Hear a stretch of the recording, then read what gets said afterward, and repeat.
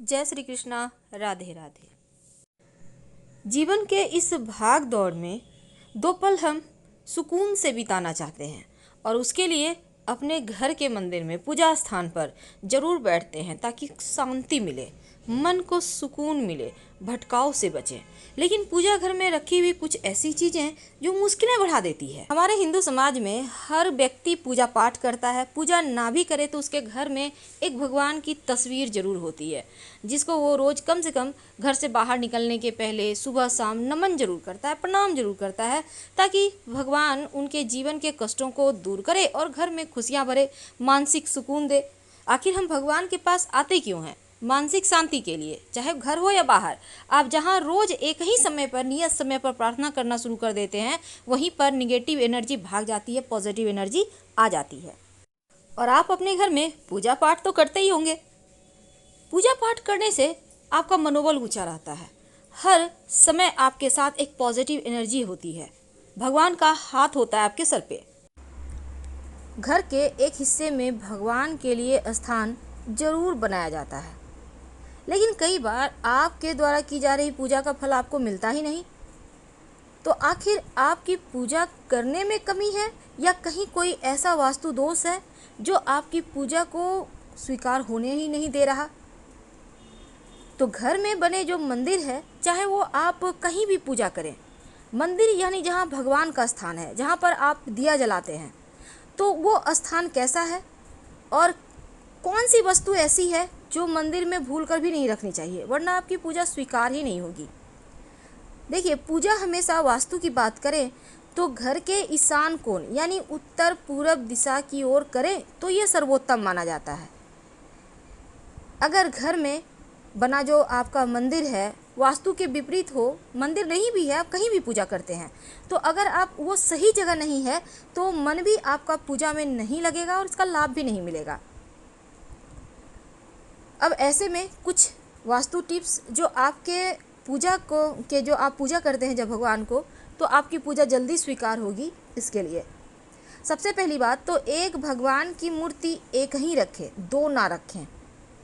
दूसरी, भगवान गणेश की 3 प्रतिमा, 3 मूर्ति पूरे घर में नहीं होना चाहिए, सिर्फ पूजा स्थान में नहीं बल्कि घर में होना ही नहीं चाहिए। 2 बस बहुत है। एक आप अपने घर में मूर्ति रख सकते हैं जहाँ पूजा करते हैं और कहीं पर तस्वीर भी लगा सकते हैं, नहीं तो शुभ कार्यों में अड़चने आएंगी, बनते बनते कार्य आपके बिगड़ने लगेंगे।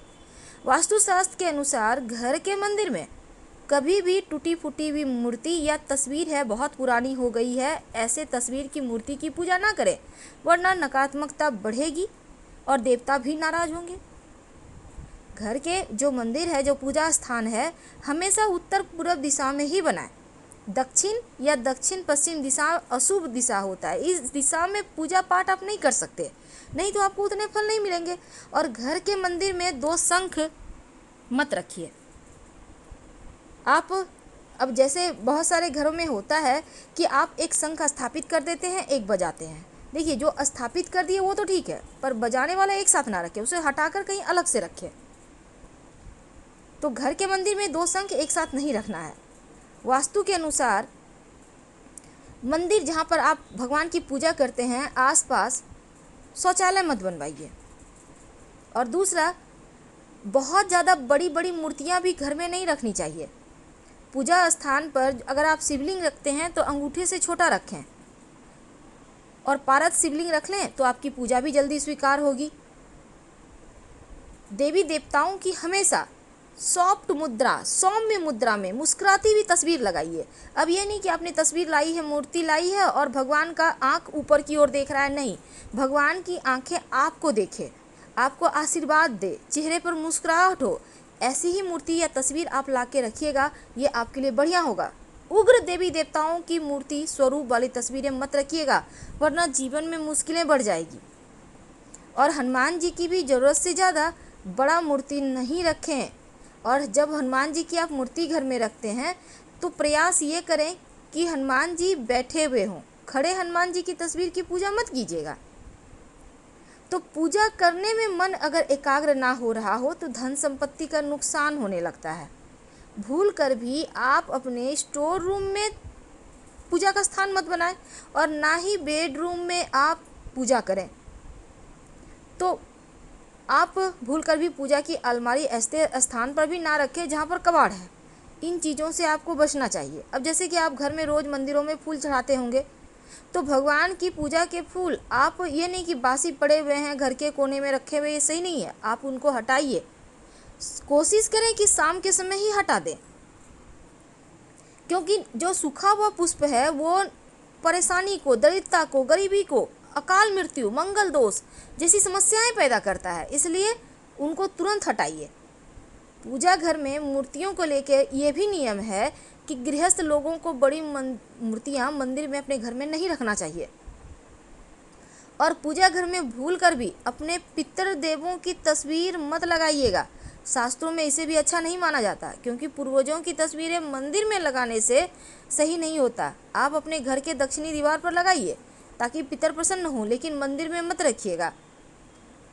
तो मंदिर में रसोई घर भी मत बनाइए, क्योंकि वास्तु के अनुसार भी ठीक नहीं है ये।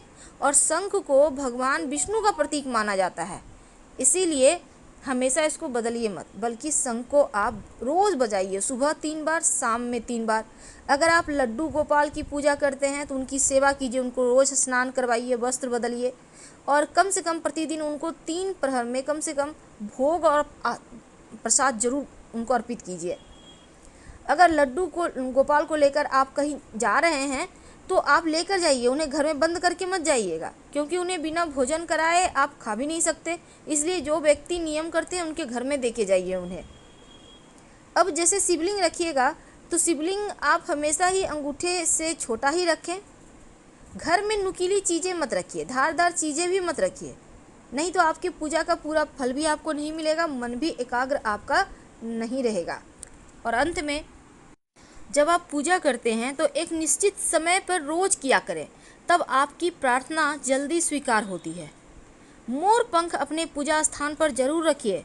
माना जाता है मोर पंख रखने से घर में सकारात्मकता आती है, और भगवान श्री कृष्ण को मोर पंख बहुत प्रिय है। तो आप भगवान श्री कृष्ण के माथे पर सजा कर रखें। मोर पंख रखने से घर में कीड़े मकोड़े वगैरह भी नहीं आते। गंगा जल, हिंदू धर्म में गंगा जल को बहुत पवित्र माना जाता है, और हर घर में पूजा स्थान पर गंगा जल भी होता है। तो मंदिर में गंगा जल रखने से माँ लक्ष्मी की विशेष कृपा होती है। लेकिन जब भी आप गंगा जल रखें तो चांदी या पीतल के बर्तन में रखें, घर में सुख शांति बनी रहती है। शंख तो आपको रखना ही है, और शंख से आप जल भी भगवान श्री हरि को अर्पित कर सकते हैं। शालिग्राम भगवान को अपने पूजा स्थान पर मत रखें, बल्कि शालिग्राम भगवान को आप अपने तुलसी जी के स्थान पर रखें, क्योंकि शालिग्राम भगवान हमेशा घर से बाहर रहते हैं तुलसी जी के पास। जीवन में आर्थिक समस्या नहीं आती जिस घर में शालिग्राम भगवान होते हैं।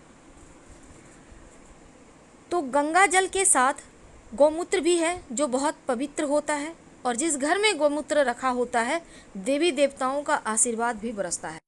आपकी जानकारी के लिए एक छोटी सी बात प्लीज़ ध्यान रखिएगा। जब भी आप सुबह के समय दिया बाती करते हैं, सुबह जब आप दीपक जलाते हैं, तो उसमें एक लौंग जरूर डालिए। आपके जीवन में ऐसी कोई भी अधूरी इच्छा नहीं रहेगी जिसे आप पूरी करना चाहते हैं और वो पूरी ना हो, क्योंकि लौंग जब आप डालते हैं तो मनोकामना पूर्ण हो जाती है। और शाम में जब दिया बाती करेंगे तब सरसों के तेल का दीपक हो या घी का, ये आप क्या जलाते हैं आपकी मर्जी है, लेकिन गुरुवार के दिन छोड़कर बाकी दिनों में आप सरसों के तेल का या तिल के तेल का दिया जला सकते हैं। कोई भी चीज़ का दीपक जलाएं, लेकिन दिया में अगर एक चुटकी पीली सरसों या काली मिर्च डाल दें, क्योंकि काली मिर्च एक दाना भी डाल देते हैं तो शत्रु शांत रहेंगे। अगर पीली सरसों डालते हैं तो अतृप्त आत्माएं आपको परेशान नहीं करेगी। यानी कई बार घरों में डर भी लगता है जैसे पीछे कोई है या आपने बुरे सपने देखे, तो ऐसा कुछ आपके घर में हो रहा है तो आप पीली सरसों डालकर शाम में दिया बाती करना शुरू कर दें, आपकी मुश्किलें समाप्त हो जाएगी। फिलहाल आपसे विदा लेते हैं। जानकारी अच्छी लगे तब लाइक कर सब्सक्राइब करें, और कमेंट में हर हर महादेव जरूर लिखें।